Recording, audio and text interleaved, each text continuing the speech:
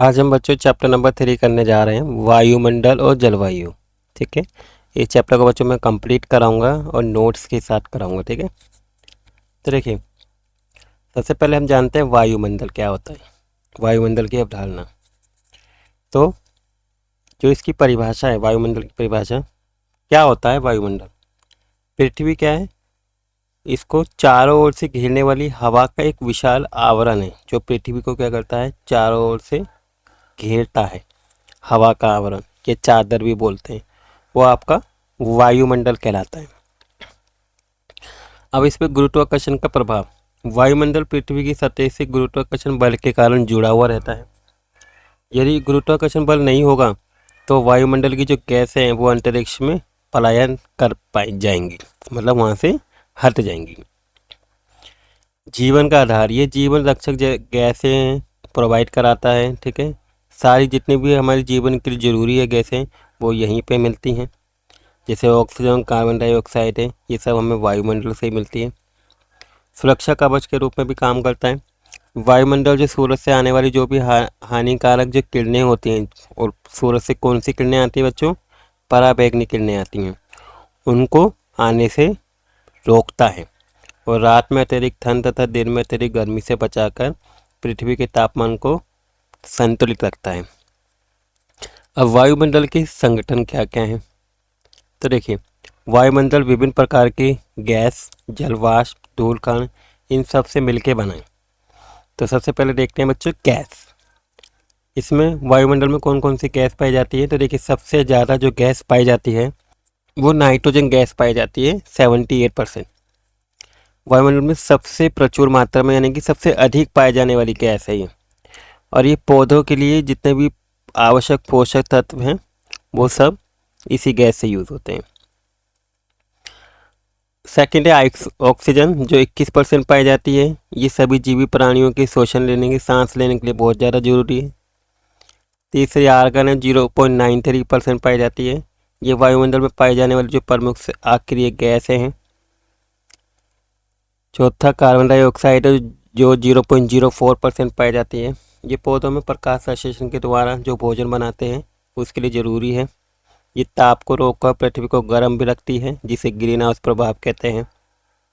पांचवी अन्य गैसेज होती हैं जो 0.03% पाई जाती हैं। इसमें ozone, helium, neon, krypton, xenon, hydrogen gas है, इसके अंदर आती हैं। ठीक है, तो देखिए यहाँ पे एक डायग्राम दिखाया गया है जहाँ पे आपको बताया गया है। देखिए ये रहा, ये नाइट्रोजन है 78%, ये जो है आपकी ऑक्सीजन गैस दिखाई गई है। देखिए जो रेड कलर से है ये आपकी आर्गन गैस है इतनी मात्रा में। कार्बन डाइऑक्साइड देखिए ये ब्लू कलर से दिखाई गई है, और जो ये दिखाई गई है ना, बिल्कुल बिल्कुल बिल्कुल ही लाइट दिखाई रखी है ना, येलो कलर में, तो वो आपकी 0.03% अदर गैसेस है। ठीक है, तो ये आपकी कंपोजिशन दिखाए गए हैं। नेक्स्ट है बच्चों, गैर गैसीय घटक भी होते हैं कुछ, जो गैस नहीं होते, गैस के अलावा कुछ और घटक होते हैं, जैसे कि जलवाष्प। आपको पता होगा कि जो वायुमंडल में पानी की कुछ कण भी पाए जाते हैं, जिसे हम जलवाष्प कहते हैं। अब वायुमंडल में इसकी सांद्रता 0.1% से लेकर 0.4% के बीच पाई जाती है। जलवाष्प भी संघनन, बादल बनाने और बारिश जो होती है, वर्षा होने का मुख्य कारण जलवाष्प, इसी के कारण क्या होती है, बारिश होती है। वायुमंडल के अंदर धूल के कण भी पाए जाते हैं, जैसे हवा है, हवा में क्या होता है, धूल के कण भी होते हैं। जैसे आपकी आंधी हो गई, उसमें धूल के कण मिल जाते हैं ना, तो ये कण आंद्रताग्राही नाभिक के रूप में काम करते हैं, जिसके चारों ओर जलवाष्प जमा होकर बादलों का क्या करते हैं, निर्माण करते हैं। अब देखते हैं हमारा बच्चों, ये वेरी इंपॉर्टेंट है, वायुमंडल की संरचना। वायुमंडल कितनी परतों से मिलकर बना हुआ है, तो तापमान और हवा के घनत्व में परिवर्तन के आधार पर वायुमंडल को 5 परतों में डिवाइड किया गया है। पहली देखिए आपको ऊपर से दिखाई गई है। ठीक है, सबसे ऊपर जो होती है वो 5वें नंबर पे बहिमंडल होते हैं, जिसे इंग्लिश में एक्सोस्फीयर कहते हैं, और इसकी 700 किलोमीटर से अधिक होती है। तापमान, ठीक है, ऊंचाई, तापमान जो है 4th नंबर पे आता है इसके नीचे। ठीक है, तापमंडल सॉरी है ना, जिसे थर्मोस्फेयर बोलते हैं, ये 80 किलोमीटर से 700 किलोमीटर तक रहती है। फिर इसके नीचे मध्यमंडल आती है जो मीसोस्फेयर है, ये 50 किलोमीटर से 80 किलोमीटर तक रहती है। फिर समताप मंडल आता है जो स्ट्रेटोस्फेयर कहते हैं जिसे, ये 12 किलोमीटर से 50 किलोमीटर है इसकी ऊंचाई। क्षोभ मंडल सबसे नीचे पाई जाती है जो ट्रोपोस्फेयर है, जिसकी ऊंचाई क्या है 12 किलोमीटर तक है। तो देखिए अगर आप देखेंगे तो ये आपका देखिए ट्रोपोस्फेयर है, ठीक है। इसके ऊपर देखिए आपका स्ट्रेटोस्फेयर है, जहाँ पे देखिए आपके एरोप्लेन ओजोन लेयर पाई जाती है, इसी लेयर के नीचे आपका एरोप्लेन उड़ते हैं, ठीक है। यहाँ पे अगर इसको इधर लेके जाएंगे तो आपकी ये हाइट दे रखी है कितनी ऊंचाई तक है। फिर आपका देखिए स्ट्रेटोस्फेयर है, ठीक है, मीसोफेयर, ठीक है। फिर आपका है थर्मोफेयर, फिर एक्सोस्फेयर, ठीक है। अब देखिए अलग अलग लेयर में आपको बता रखा है कहाँ पे क्या क्या होता है। देखिए यहाँ पे तो ये हो गया, फिर अगले इसके नीचे देखिए ये पाई जाती है ना, फिर मीटोर्स, ये क्या होते हैं अभी हम सब समझेंगे, ठीक है। अरोरा सैटेलाइट, देखिए जो ये दोनों हैं अरोरा सैटेलाइट, ये आपकी थर्मोस्फेयर की लेयर में पाए जाते हैं। तो इन्हीं सब परतों के बारे में एक एक करके आप समझते हैं। तो सबसे पहले बच्चों आपकी आती है क्षोभ मंडल यानी कि ट्रोपोस्फेयर। इसका विस्तार कैसे है, भूमध्य रेखा से ध्रुव तक इसकी जो ऊंचाई है वो लगभग कितनी 12 किलोमीटर है। देखिए 10 से हल्का ऊपर जा रही नहीं, तो 12 किलोमीटर है। अब इसकी विशेषता, ये वायुमंडल की सबसे घनी और निचली परत है। मौसम संबंधी जितनी भी प्राकृतिक घटनाएं होती है जैसे बारिश, आंधी, कोहरा, ये सब इसी परत में होती है। बच्चों इन सब की विशेषता आपको अच्छे से लर्न करनी है, ठीक है, अच्छे से समझना है, अपनी कॉपी में भी नोट करते रहिएगा वीडियो को पॉज कर करके। फिर है सामान्य ह्रास दर। अब ये क्या होती है, इस परत में प्रति 165 मीटर की ऊंचाई पर तापमान क्या होता है 1 सेंटीमीटर घटता है। जितना हम ऊपर जाएंगे, ठीक है, 165 सेंटीमीटर, उतना ही तापमान क्या होता जाता है, घटता जाता है। और इसकी ऊपरी सीमा को क्षोभ सीमा भी कहते हैं, जो आपकी देखिए ये दी हुई है ट्रोपोपॉज, ठीक है। नेक्स्ट आता है आपका समताप मंडल, ठीक है। इसका जो विस्तार है क्षोभ मंडल के ऊपर 50 किलोमीटर की ऊंचाई तक पाई जाती है। अब इसकी विशेषता है ये परत जलवाष्प और जूल कणों से मुक्त होती है, जिसके कारण मौसम यहाँ पे शांत रहता है। हवाई जहाज के संचालन के लिए भी ये जो परत है अच्छी मानी जाती है, यहीं पे हवाई जहाज उड़ते हैं। यहाँ पे ओजोन परत भी पाई जाती है। इस परत में ओजोन गैस पाई जाती है, जो सूरज से जो भी हानिकारक गैस होती हैं, जो आपकी किरणें होती हैं, सॉरी ना, पराबैंगनी किरणें, क्योंकि सूरज क्या करता है आपकी पराबैंगनी किरणें को छोड़ता है पृथ्वी पे, तो उनको आने से क्या करता है ये रोकती है ओजोन परत। इसकी सीमा को समताप सीमा कहते हैं, जो यहाँ पे दिखाई गई, देखिए ये जिसे बोला गया स्टेपोपॉज, ठीक है, जो ये ना आपकी स्टेपोपॉज। अब अगली आती है मध्यमंडल। इसका विस्तार 50 किलोमीटर से 80 किलोमीटर की ऊंचाई तक है। इसकी विशेषता है कि इस परत में ऊंचाई के साथ तापमान तेजी से घटता है जितनी जितनी ऊंचाई पर जाते हैं, और अंतरिक्ष से आने वाले जितने भी उल्का पिंड हैं वायुमंडल घर्षण के कारण इसी परत में जलकर समाप्त हो जाते हैं, जो आपके मीसोफेयर के अंदर आते हैं, ठीक है। जैसे ये देखिए रहा मीटोर्स जो नहीं, इसे हम उल्का पिंड बोलते, देखिए ये दिखाए हुए हैं, ये दिखा रखा है ना, ये आपके उल्का पिंड है, तो यहीं पे ख़त्म हो जाते हैं। अब बच्चों अगला आते हैं फोर्थ, बाह्य वायुमंडल यानी कि तापमंडल बोलते हैं, थर्मोस्फेयर। इसका विस्तार 80 किलोमीटर से 700 किलोमीटर तक है। इसकी विशेषता ये है कि यहाँ एक्सरे और पराबैंगनी विकिरण के अवशोषण के कारण तापमान बहुत तेज़ी से बढ़ता है। आयनमंडल यह है तापमान का वह भाग है जिसमें विद्युत रूप से अवशेषी जो कण होते हैं, आयन्स होते हैं, ठीक है, और ये पृथ्वी से भेजी गई रेडियो जो तरंग है उसको भी परावर्तित करके रेडियो संचार बना पाता है। ध्रुवीय क्षेत्रों में आकाश में दिखने वाले जितने भी रंग बिरंगी रोशनियां हैं, ठीक है, जैसे आप देख पा रहे हैं ये रही आकाश में जो रंग बिरंगी रोशनी दिखती है ना, इसको क्या बोलते हैं हम, अरोरा बोलते हैं, जो इसी परत में बनती है। देखिए अभी हमने डायग्राम में देखा था ना, देखिए ये रहा आपका अरोरा, यहाँ पे देखिए जो रंग बिरंगी जो परतें होती हैं वो इसी पे पाई जाती है, थर्मोस्फेयर में यानी कि आपका तापमंडल में।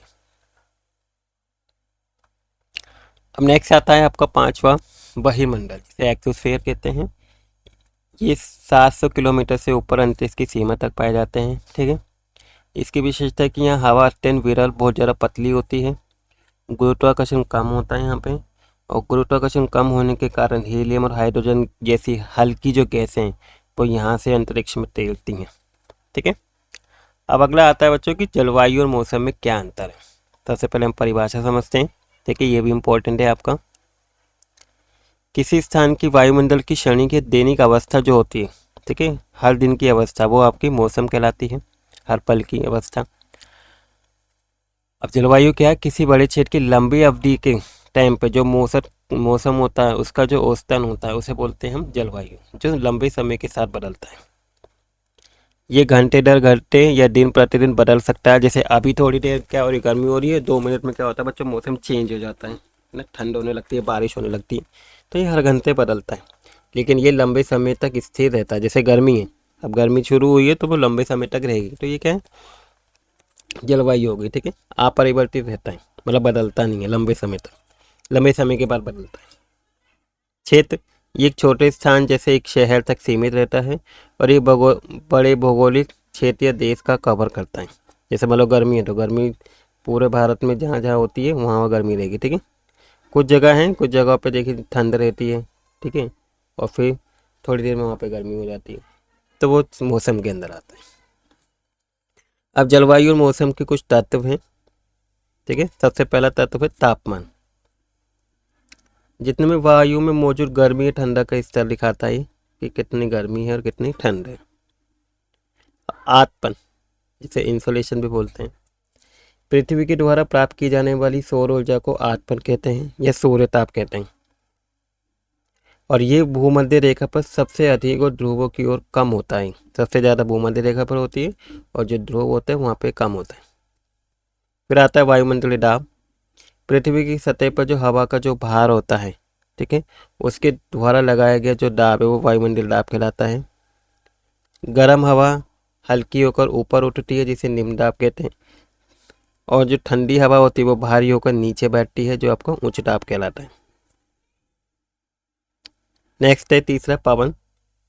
हवा हमेशा उच्च दाब क्षेत्र से क्या होती है, निम्न दाब क्षेत्र की ओर ही गति करती है। ठीक है, फिर है आर्द्रता और वर्षण। वायु में उपस्थित जितने भी जलवाष्प की मात्रा है, ठीक है, देखिए हवा है, कभी क्या होती है नमी वाली हवा होती है, तो इसका मतलब क्या, उसके अंदर क्या है, जल के कुछ कण मौजूद है, जलवाष्प में, तो इसको हम क्या बोलते हैं, आर्द्रता कहते हैं। कभी कभी आपको चिपचिपा सा लगता होगा है, तो वो क्या है, वो इसी के कारण होता है। तो जल वाष्प के संघनित होकर वर्षा, वर्षों या ओले के रूप में सतह पर गिरने के को क्या बोलते हैं, वर्षण कहते हैं। अब स्थानीय हवाएं, स्थल समीर और समुद्र समीर, दो तरीके की होती हैं स्थानीय हवाएं। तो सबसे पहले हम समुद्र समीर समझते हैं। देखिए, दिन के समय क्या होता है, थल यानी कि जमीन से तेजी से गर्म होकर निम्न दाब बनाता है, जिससे हवा क्या होती है, समुद्र से थल की ओर बहती है, समुद्र वाले एरिया से क्या होती है, जमीन की ओर बहती हुई जाती है। स्थल समीर में क्या होता है, रात में थल तेजी से ठंडा होकर उच्च दाब बनाता है, जिससे क्या होती है, हवा फिर थल से समुद्र की ओर बहती है, जहाँ पे क्या होता है, समुद्र में निम्न दाब हो जाता है। तो देखिए यहाँ पे इसका चित्र भी दिखाया गया, ये देखिए आपका क्या है, सी ब्रीज बोला गया है ना, जो आपका क्या है, समुद्र है ना, समुद्र समीर। और ये देखिए आपका स्थल समीर है, रात के समय पे होता है।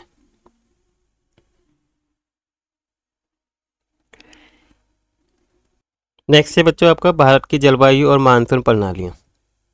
अब भारत की जो जलवायु है उसका उष्णकटिबंधीय मानसून को हम क्या कहते हैं, मतलब जलवायु कहा जाता है। भारत की जलवायु को उष्णकटिबंधीय मानसून जलवायु कहते हैं। अब मानसून क्या होता है, ये शब्द जो है अरबी भाषा के मौसम से बना है, जिसका मतलब होता है ऋतुव्रत पवन परिवर्तन। ठीक है, ऋतु के साथ जो पवन का परिवर्तन होता है उसे हम मानसून कहते हैं। अब ये मानसून पवनों कई प्रकार की होती हैं। पहली है दक्षिण पश्चिम मानसून। इसकी अवधि जून से सितंबर तक होती है। प्रकृति ये हवा समुद्र से थल की ओर बहती हैं, ठीक है, और अपने साथ भारी जलवाष्प लाती हैं, और भारत की 80% से अधिक वर्षा इसी मानसून में होती है। उत्तर पूर्वी या लोटा मानसून, ये अवधि अक्टूबर से दिसंबर के बीच में होता है।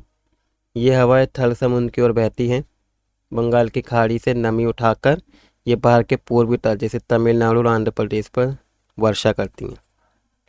फिर भारत में ऋतुएं, अलग अलग प्रकार की ऋतुएं होती है भारत के अंदर। मुख्य 4 ऋतु पाई जाती हैं। पहली शीत ऋतु जो दिसंबर से अप्रैल तक रहती है। ठीक है, अप्रैल की शुरुआत तक। ग्रीष्म ऋतु अप्रैल से जून तक रहती है, जून जुलाई तक। फिर वर्षा ऋतु जून से सितंबर तक रहती है।